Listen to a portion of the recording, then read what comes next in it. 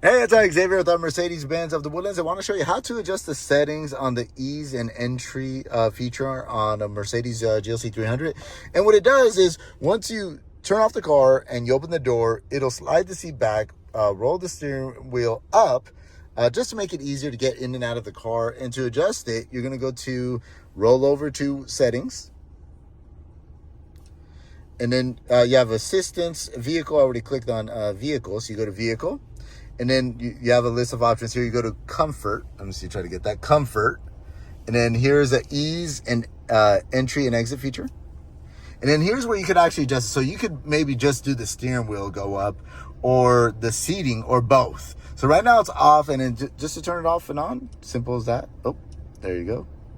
There you go. And that allows you to turn it off and on. And let's turn it off.